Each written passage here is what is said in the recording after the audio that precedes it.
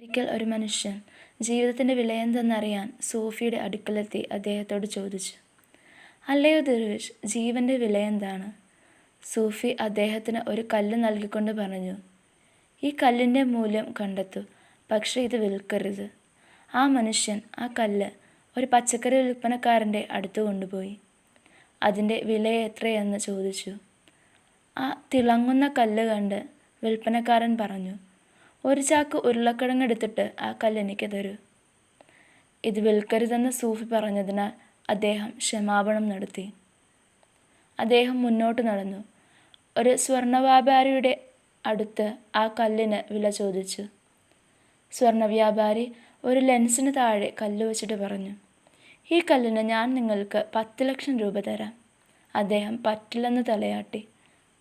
അപ്പോൾ ജ്വല്ലറിക്കാരൻ പറഞ്ഞു, ഞാൻ നിങ്ങൾക്ക് 1 കോടി രൂപ തരാം, പക്ഷേ ഈ കല്ല് എനിക്ക് തരൂ. ഈ കല്ല് വിൽക്കാൻ കഴിയില്ലെന്ന് അദ്ദേഹം സ്വർണ്ണ വ്യാപാരിയോട് വിശദീകരിച്ചു. കൂടുതൽ മുന്നോട്ട് പോയപ്പോൾ അദ്ദേഹം ആ പട്ടണത്തിലെ പ്രമുഖനായൊരു രത്നവ്യാപാരിയുടെ കട കണ്ടു.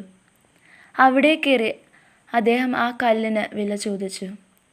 വിലയേറിയ ആ മാണിക്യം കണ്ടപ്പോൾ ആ രത്നവ്യാപാരി ഒരു ചുവന്ന തുണി വിരിച്ച് അതിന്മേൽ മാണിക്യം വച്ചു.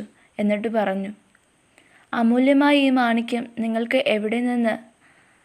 ഞാൻ എൻ്റെ സമ്പത്ത് മുഴുവൻ വിറ്റാലും എൻ്റെ ജീവിതം മുഴുവൻ മാറ്റിവെച്ചാലും എനിക്ക് ഈ അമൂല്യമായ കല്ല് വാങ്ങാൻ കഴിയില്ല.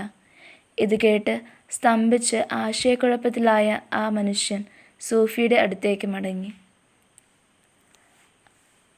അന്ന് ബെത്ലഹേമിൽ സംഭവിച്ചതും ഇതുതന്നെയായിരുന്നു.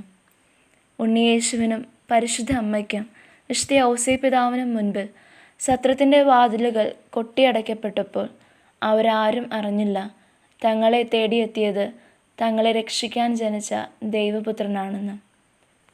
ഒരുപക്ഷെ അറിഞ്ഞിരുന്നെങ്കിൽ അവർക്ക് സത്രത്തിൽ ഇടം ലഭിച്ചേനെ. ഈ ആഗമനകാലം നമുക്ക് ചുറ്റുമുള്ളതിൻ്റെ യഥാർത്ഥ വിലയെന്തെന്ന് മനസ്സിലാക്കാൻ നമ്മെ സഹായിക്കട്ടെ.